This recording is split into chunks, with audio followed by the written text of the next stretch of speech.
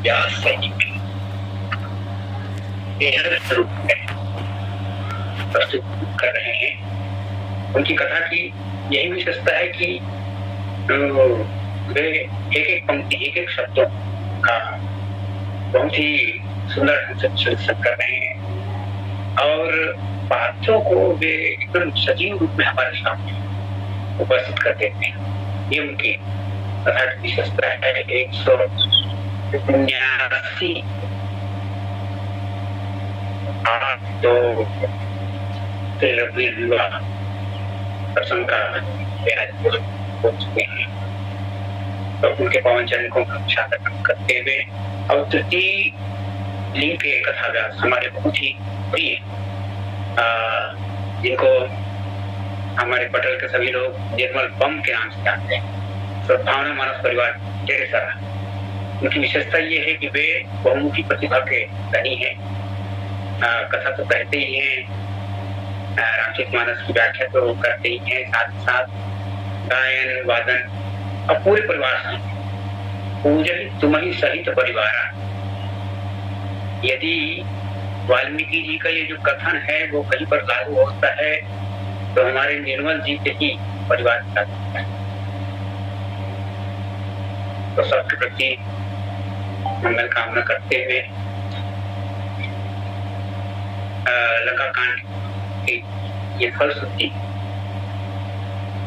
Summer विजय रघुबीर के चरित जिसु नहीं सुजान, विजय विवेक विभूति नित नहीं दे ही भगवान।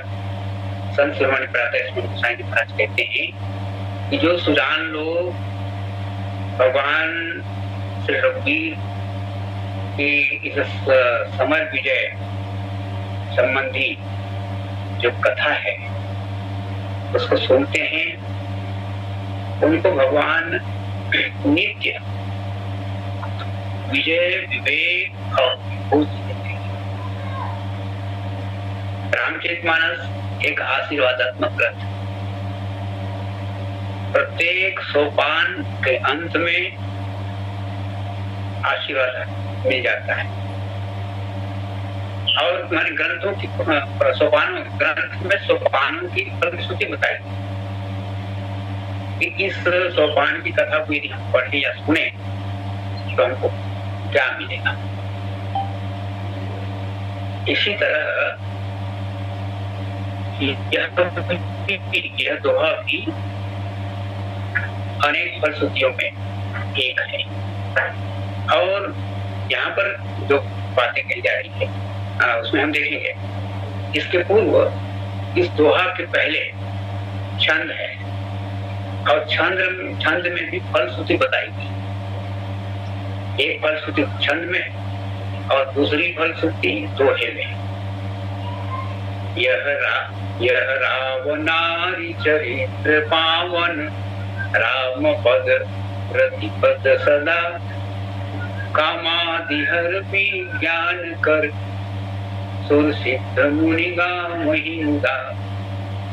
ये पहली फलश्रुति है और उसमें कहा गया है कि सुर सिद्ध और मुनि इसको बहुत ही प्रसन्नता पूर्वक गाते हैं, तब उनको क्या मिलता है? राम पद रति पद सदा एक। दूसरा है कामादि हर, कामादि इत्यादि ये विकार नष्ट होते हैं और विज्ञान कर उनको आत्मस्वरूप का ज्ञान जाता है। ये तीन बातें यहाँ कही गई, तीन लोगों की बात है, सुर सिद्ध और मुनि। और यहाँ तीन बातें हैं, राम पद रति पद सदा, भगवान की भक्ति मिलती है, राम जी के चरणों में होता है।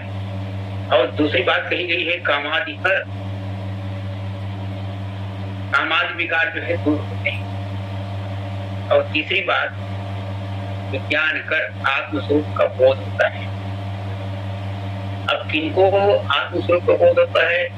अब किनके जीवन से कामादि विकार समाप्त हो सकते हैं और किनको भगवान के चरणों में प्रेम होता है, इस बात को संतों ने बताने की चेष्टा की है। जैसे यहाँ पर तीन है, एक देवता है, सिद्ध है और मुनि है। तो देवता कैसे हैं? देवताओं के बारे में हम लोग सब लोग जानते हैं। इंद्रिन सुर नर ज्ञान सोहाई, विषय भोग पर प्रीति सदा ही, ये बड़े विषय होते हैं। तो इनके लिए कहा गया है कि कामादि हर कामादि विकार दूर होंगे। यदि देवता भगवान की समर गाथा पढ़ेंगे, सुनेंगे, तो उनके जीवन में जो कामादि दोष हैं, अच्छा, मुनियों को क्या प्राप्त होगा और सिद्धों को क्या प्राप्त होगा? जो सिद्ध हैं उनको आत्मस्वरूप का बोध होगा। अब मुनिगण क्या प्राप्त करेंगे? माने सिद्धों को आत्मस्वरूप का बोध होगा, माने विज्ञान कर, उनके जीवन में विज्ञान का आत्मा होगा। और मुनियों को प्राप्त होने वाली वस्तु है भगवान के चरणों में प्रेम, राम पद रति पद सदा, ये मुनियों को प्राप्त होगा। विज्ञान कर, ये सिद्धों को प्राप्त होगा। और कामादिहर, ये देवताओं के जीवन से ये कामादि दोष हटेंगे। तो इस प्रकार अच्छा, कामादि जो दोष है वो सचमुच भक्ति पथ के लिए बाधक ही, और इसीलिए गोस्वामी जी महाराज भगवान से यही याचना करते हैं कि भक्ति परेशर होगा। हे रघुकुल श्रेष्ठ भगवान राम जी, भक्ति प्रयक्ष, मुझे भक्ति का वरदान दीजिए। पर कैसी भक्ति? निर्भरा में निर्भरा भक्ति, कुछ ना करना पड़े महाराज, मुझको कुछ ना करना पड़े, ऐसी भक्ति। निर्भरा भक्ति माने जिसे एक छोटा बालक माता पिता के आश्रय में रहता है, वो माता पिता के आश्रय में रह करके वो निश्चिंत रहता है, उसको कुछ करना नहीं पड़ता, उसकी सारी व्यवस्थाएं माता पिता के माध्यम से हो जाए। बस ऐसे ही गोस्वामी जी महाराज कहते हैं कामादि, ये मेरे जीवन में जो कामादि है उसको आप दूर करके भक्ति प्रयक्ष रखूंगा निभाव में, कामादि दोष रहितम कुरु मानसम च। तो भगवान ने कहा कि भाई मैं तो बिना काम आदि विकारों को दूर किए आपको भक्ति दे दूंगा, आप भक्ति ऐसे ही ले लो ना, आपको भक्ति से काम है ना। तो गोस्वामी जी ने कहा नहीं आपका अपयश होगा। यदि मैं आपका भक्त हूँ और मेरे जीवन में कामादि दोष रहेंगे तो सब लोग यही कहेंगे महाराज ये कैसा राम भक्त है, ये कैसे भगवान का भक्त है, इसके जीवन में तो सभी दोष। तो महाराज मेरा अपमान तो होगा ही होगा, आपका भी अपमान होगा। इसलिए मैं चाहता हूँ कि भक्ति प्रयक्ष ऐसी भक्ति मुझको प्रदान कीजिए जो कामादि दोषों से रहे। तो इस प्रकार फलश्रुति एक फलश्रुति छंद में है, यह रावणारि चरित्र पावन, राम पद रति प्रद सदा, कामादि हर विज्ञान कर, सुर सिद्ध मुनि गावहि मुदा। इस सुर सिद्ध और मुनियों के लिए ये बातें बताई गई है, क्या क्या मिलना है यदि वे भगवान की समर गाथा सुनेंगे। तो अब हम सबों के लिए द्वितीय जो फलश्रुति है वो इस दोहे में है, समर विजय रघुवीर के, चरित जे सुनहि सुजान, जय विवेक भूति नित, नहीं दे भगवान।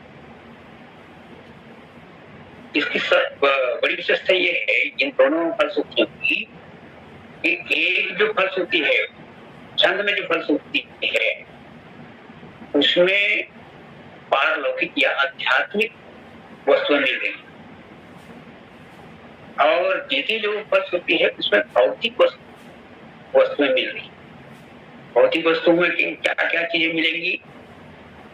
भाई जीवन जीने के लिए तो भौतिक वस्तुओं की आवश्यकता है ना, और आत्मा के लिए पारलौकिक आध्यात्मिक वस्तुओं की आवश्यकता है। तो इसमें इस फलश्रुति में भौतिक वस्तुएं प्राप्त होती है। तो भौतिक वस्तु कौन कौन सी है? विजय विवेक विभूति नित नहीं देहि भगवान। विजय मिलेगी, विवेक मिलेगा और विभूति मिलेगी। ये तीन चीजें मिलेंगी और वो भी भगवान के द्वारा मिलेगी। विजय और विभूति के बीच में विवेक को रखा। विजय और विभूति स्वयं के पुरुषार्थ से भी मिल सकती है। यदि विजय और विभूति को हम अपने पुरुषार्थ से प्राप्त करेंगे तो हमारे जीवन में अभिमान के आने की संभावना है। इसलिए ये कहा जा रहा है कि नहीं, विजय विवेक विभूति नित हमेशा हर समय ये किनके द्वारा प्राप्त हो? ये भगवान के द्वारा प्राप्त होगी। और भगवान के द्वारा जब चीजें प्राप्त होगी तो हमारे जीवन में धन्यता आएगी, अभिमान नहीं आएगा। विजय और विभूति के बीच में विवेक को रख दिया है जो बहुत ही महत्वपूर्ण है। आइए सर्वप्रथम हम ये देखें कि इसमें भगवान को रघुवीर कहा है। इस दोहे में समर विजय रघुवीर की। और जब जब भी रघुवीर हमारे विद्वान बताते हैं, आचार्य जी के श्रीमुख से हमने कई बार इस बात को हमने सुनी है कि समर विजय रघुवीर के रघुवीर शब्द जब भी आता है तो वो भगवान राम की जो 5 वीरता है, उनके दिव्य सद्गुणों में जो 5 वीरता की बातें कही गई है। एक श्लोक बढ़िया पढ़ने को मिलता है, त्याग वीरो दया वीरो विद्या वीरो विचक्षण पराक्रम महावीरो धर्मवीरो सदा स्वतः। ये 5 वीरता की बात। पंचवीरा समाख्याता राम ये सब पंचधा रघुवीर इति ख्यात सर्ववीरों को दक्षिणाहा। ये जो 5 वीरता है भगवान में, भगवान त्यागवीर है, दयावीर है, विद्यावीर है, पराक्रमवीर है, धर्मवीर है। ये 5 वीरता भगवान में समाहित है, इसलिए वे रखती। समर विजय रघुवीर के चरित जे सुनहि सुजान। यहाँ सुजान शब्द को आए शंभु सुजान, या अति विचित्र रूपचित जान ही परम सुजान। भगवान के जो चरित्र हैं वे बड़े विचित्र हैं और जो सुजान है, चतुर जो व्यक्ति हैं, वे ही भगवान के इस चरित्र को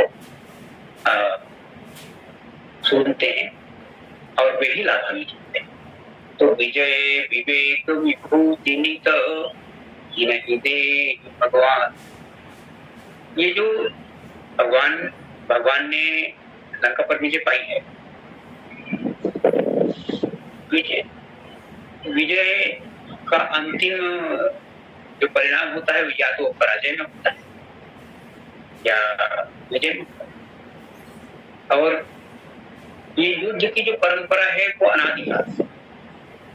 अनादिकाल से युद्ध होते रहे, हो रहे हैं। कभी कभी अनावश्यक या बाध्य होकर युद्ध में संलग्न होना पड़ता है। अभी 22 अप्रैल को 36 लोग पहलग्राम कश्मीर के पहलग्राम में 26 लोग अनावश्यक थे, आतंकवादी शिकार। स्पष्ट हुआ कि वे क्या चाहते थे, कौन लोग। वो कहाँ के लोग?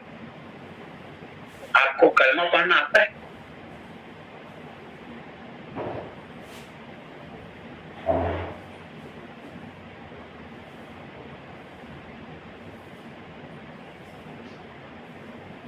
और ऐसे आतंक का उत्तर दिया गया मीरा को। सिंदूर जो अभियान चला है हमारे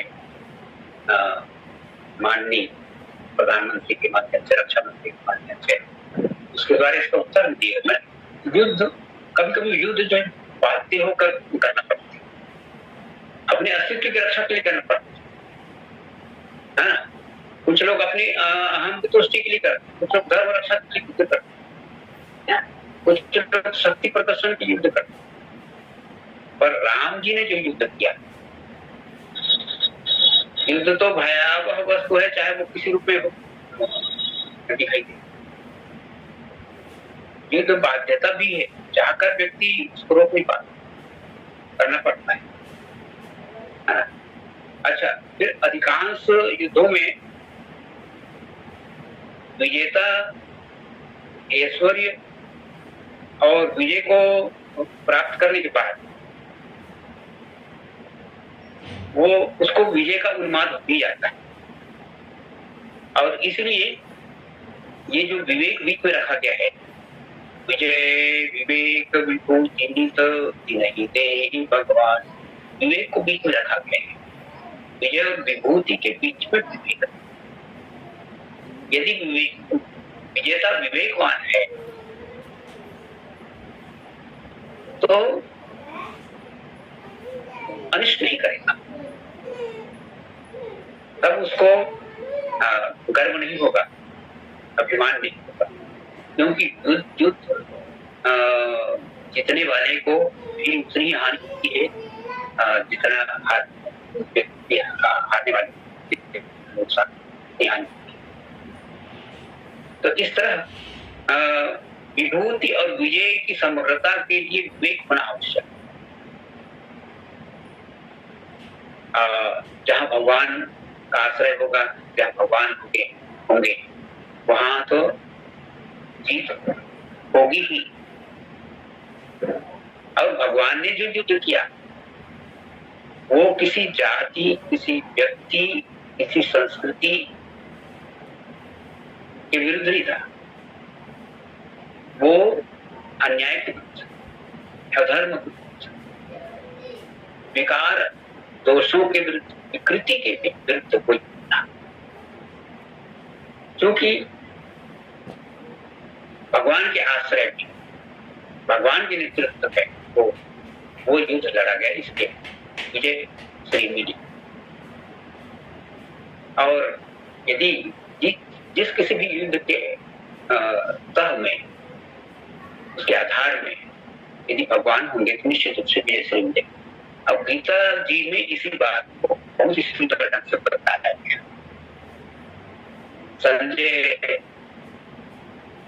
कहते हैं, यत्र योगेश्वर कृष्ण, यत्र योगेश्वर कृष्ण, यत्र पार्थो धनुर्धरः, तत्र श्री विजयोर्भूति भगवानीति मध्यमम्। संजय ने कहा कि जहाँ योगेश्वर भगवान श्री कृष्ण और धनुर्धर पार्थ अर्जुन होंगे, विद्यमान होंगे, वहां श्री विजय ऐश्वर्य और ध्रुव नीति विद्वान रहेगी। ये मिलेगी, श्री मिलेगी, विजय मिलेगी, ऐश्वर्य मिलेगा और ध्रुव नीति जो है वहां रूप में विद्यमान है। लंका के रणांगन में जो युद्ध लड़ा गया राम रावण के बीच में, वो अनुपम युद्ध था। वाल्मीकि जी से पूछा गया, महाराज आप कुछ बताएंगे इस संबंध में? तो उन्होंने कहा वो युद्ध है, वो युद्ध जैसे किसी को उपमा किसी से नहीं दी जा सकती। जैसे यदि आकाश की उपमा देनी हो तो आकाश से ही उसकी उपमा दी जा सकेगी। किसी सागर महासागर की उपमा देनी हो, किसी महासागर से इसको तुलना कर सकेंगे। वैसे ही राम रावण का जो युद्ध हुआ है वो राम रावण के युद्ध से गगनो गगनाकार सागरो सागरोपमम् राम रावण युद्धम रावण रामो रावणो। ये इनकी तुलना केवल राम रावण की युद्ध से ही हो सकती है। अब इस तरह हम देखते हैं इस युद्ध में राम जी को ये श्री मिले, पर क्या रावण पराजित हो गया? रावण को पराजय मिली क्या? नहीं मिली। यदि बाहर से देखते हैं तो लगता है कि रावण पराजित हो गया, पर रावण को बहुत बड़ा स्थान मिला। मंदोदरी इसी बात का स्मरण करते हुए कहती है, भगवान को प्रणाम करती है, जान्यो मनुज करी तनुज कान दहन पावक हरि स्वयं जहि नमत शिव ब्रह्मादि भजे नहीं करुणामय आजन्म ते पर द्रोहरत पापमय तव तनुमयम् तुमहो दियो निज धाम राम नमामि ब्रह्म निरामयम्। भगवान की स्तुति करती हुई मत अपने पति की वो इंगित करते हुए तो संकेत करते हुए कि आजन्म के पर आप तो जीवन भर परद्रोह में रहे, पापो भमय तो तन अयम, आपका जो शरीर है वो पाप में ही जुआ हुआ था उसमें। पर तुम जैसे व्यक्ति दियो निज धाम राम नमामि ब्रह्म निरामय, आप जैसे व्यक्ति को भी भगवान ने अपना नाम दिया। अहनाथ रघुनाथ सम, क्या रावण की पराजय हुई? नहीं नहीं, मंदोदरी कहती है अहनाथ रघुनाथ समो कृपा सिंधु नहियान जो वृंद दुर्लभ गति तो ही दिन भगवान। योगियों को, साधुओं संतों को जो गति प्राप्त नहीं होती वही गति रावण को प्राप्त होती है। इसलिए हम कह सकते हैं कि रावण पराजित नहीं हुआ। तासु तेज समान प्रभुवान, उसका दिव्य तेज उसके शरीर से निकला और भगवान के शरीर में स्थापित किया। अंशी और अंश का मिलन किया। ईश्वर अंश जीव अविनाशी के आधार पर अंश और अंशी का मिलन किया। तासु तेज समान प्रभुवान अर्षे देखि शंभु चतुरान। भगवान शिव जी और भगवान ब्रह्मा को बड़ी प्रसन्नता होती है कि अरे तो जीवन भर पाप कर्म में डूबा हुआ था, आज ये मुक्त हुआ, भगवान के धाम पहुंच गए। अच्छा, युद्ध का जो परिणाम होता है, युद्ध में जो शेष बच जाते हैं वे भी तो उनको भी आज तक यही परंपरा रही है, उनको भी दंड मिलता है या तो कारागार में डाल दी जाती है, क्योंकि वे भी अपराधी हैं। विजेता उसको अपराधी समझ करके कारागार में डाल देता है या तो दंड होता है। पर क्या लंका वासियों के साथ ऐसा हुआ? ये राक्षसियां मां भगवती सीता को कितना त्रास दे रही थी, हनुमान जी इसके साक्षी हैं। रावण चमत्कार को और राक्षसियों को ये कह के गया है कि सीता को तुम लोग त्रास दो और मेरी बात मनवाओ इनसे। भवन गयौ 10 कंधर यहाँ पिशाचिनी वृंद सीता सो देखा वही धरहि रूप बपत विभिन्न भयानक रूप धारण करके साचिनियां माँ सीता को डराने लगी और इसको हनुमान जी महाराज देख लिए। और हनुमान जी महाराज अंत में भी माँ विजय लंका विजय के पश्चात हनुमान जी महाराज फिर से भगवती सीता को ये संदेश देने की पहुंचते हैं। तो उन्हीं राक्षसियों को माता की सेवा में संलग्न थे। जो राक्षसियां पहले माता जी को बहुत कष्ट दे रही थी, वही राक्षसियां आज माँ की सेवा में संलग्न है। दूर कहीं सकल गए जहाँ सीता, ये सब वानर जा रहे हैं श्री सीता के दर्शन के लिए, उनको भगवान श्री राम तक वापस लाने के लिए। और से वही सब निश्चरी विनीता, विनीत विनम्र होकर के ये राक्षसियां माँ की सेवा में संलग्न है। दूर रहते प्रणाम कपिया रघुपति दूत जानकी जीना। मानो माँ से हनुमान जी महाराज ने निवेदन किया, हाँ ये राक्षसियां आज तक आपके समीप में जरूर रही है, पर आपके सामीप्य का लाभ इनको नहीं मिल पाया, आपकी करुणा का लाभ इनको नहीं मिल पाया, क्योंकि ये रावण के कारण भयभीत थी। आपके सामीप्य और इनके बीच में एक भय का पर्दा था, रावण का भय था, इसलिए इनको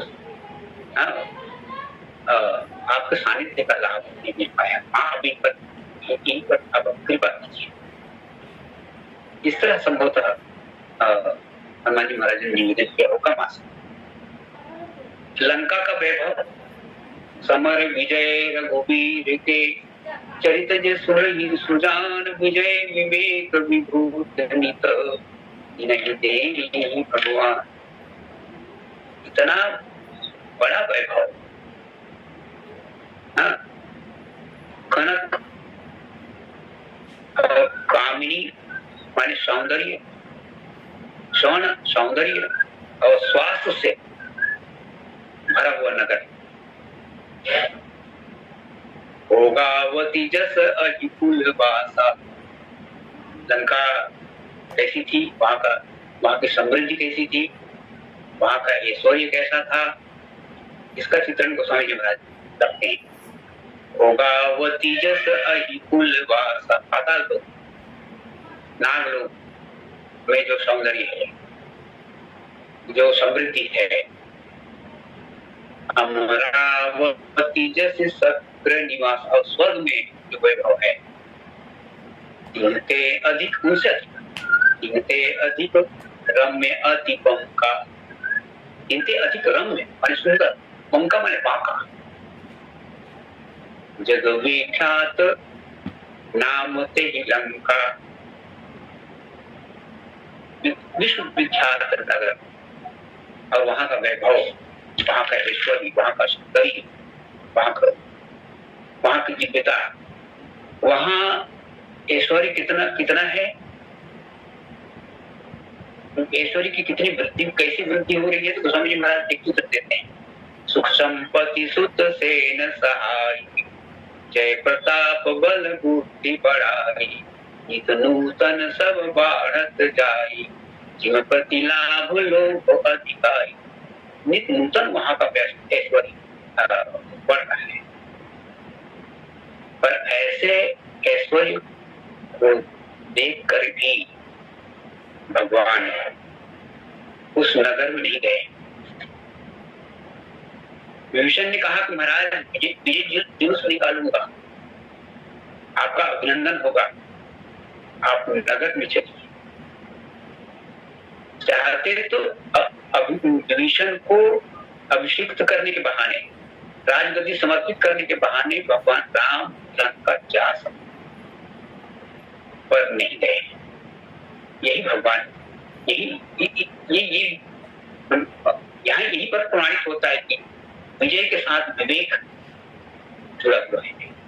विजय विवेक विभूति संपन्न वो नगर, और भगवान को विजय से मिली है, पर विवेक देखिए, विजेता परंपरा अनुसार क्या करता है, जिस जगह को जीतता है वहां का आधिपत्य स्वीकार करता है और वहां अपना उत्तराधिकारी नियुक्त करता है या स्वयं वहां पर स्थापित हो जाता है। पर भगवान राम अगर गए भी, विभीषण ने निवेदन भी किया पर मना कर दिया। कई उदाहरण, पिता भवन पिता वचन मैं नगर न जाऊं, पिता के वचनों की मर्यादा का मुझको पालन करने से मैं आपके नगर में नहीं, आप सरिष कभी अनुज पठाओ, मैं अपनी जैसा ये अपने वानर मित्रों को और अपने अनुज पक्षी को आप साथ। अच्छा, लंका को एक अच्छा राजा मिला, राजा वो भी कैसा, साधु राजा, विभीषण जैसा राजा। विभीषण के बारे में भगवान राम यही कहते हैं, भगवान कहते हैं कि तुम सारी थे संत प्रिय होंगे। संत राजा, एक संत को राजा बना, लंका का राजा। तुम सारी थे संत प्रिय होंगे, धर्म देह नहीं आनंद होंगे। राम राम, हनुमान जी महाराज बात के साक्षी, राम राम ते सुमिरन और 23 में भी संत जागा। अब हनुमान जी महाराज ये सोच रहे थे कि यहाँ कहाँ संतन करवास, यहाँ कहाँ संत रहे, विभीषण तो विभीषण जी जैसे संत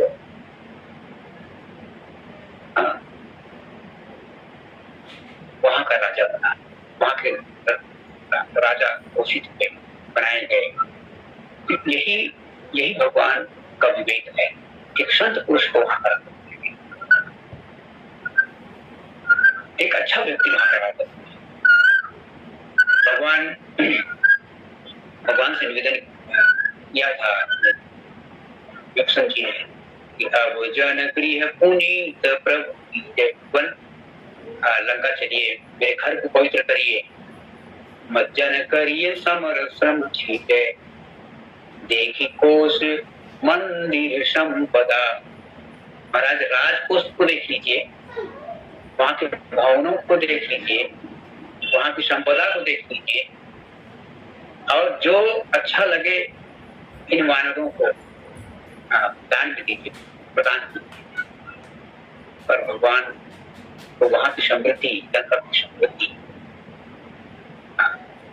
नहीं हो सकती। संपूर्ण विश्व विख्यात जो लंका है, वहां की समृद्धि भगवान मन नहीं हो सकती। उनका मन कहाँ है, भगवान का मन कहाँ? भगवान का मन तो भाई है जो 14 वर्ष व्यतीत होने की प्रतीक्षा कर रहा है, प्रभु के अवध आगमन की प्रतीक्षा भी है। और उसमें भगवान राम ने स्पष्ट कहा, जब विभीषण ने कहा कि भगवान ये सब आपका है, यहाँ की संपदा आपकी है, भगवान ने यही कहा कि तोर कोश गृह मोर सब तुम समर्पित कर रहे हो और मैं स्वीकार करता हूँ। तोर कोश गृह मोर सब सत्य वचन सुनतात, भरत दशा सूर्य निमिष कल्प समझा। भगवान की चिंता है भक्ति, जो 14 वर्ष प्रतीक्षा में बिता रहा है, मेरे भगवान आएंगे। और निवेदन कर रहे, यहाँ भगवान निवेदन कर रहे हैं विभीषण से, जो दाता है वही याचक बन गए। तापस वेश गात दृश जपत निरंतर मोहि, देखौं बेगी सुजतन करो सखा निघोर तोहि। कुछ ऐसा यत्न करो कि मैं सीख भी अपने भाई भरत जी के पास सीख पहुंच सकूं। और यदि कहीं समय कहीं व्यतीत हो गया तो अनर्थ हो जाएगा। बीते अवधि जाऊं जो जियत न पाऊं पीर, सुमिरत अनुज प्रीत प्रभु हो पुनि पुनि पुलक सर। भगवान भरत जी का स्मरण करते हुए बार बार पुलकित हो रहे हैं। बीते अवधि जाऊं जो जियत न पाऊं पीर, भगवान मालूम है कि मैं 14 वर्ष व्यतीत करने के बाद जाऊंगा तो वो वीर जो है इसलिए मेरे सिंह चलने की व्यवस्था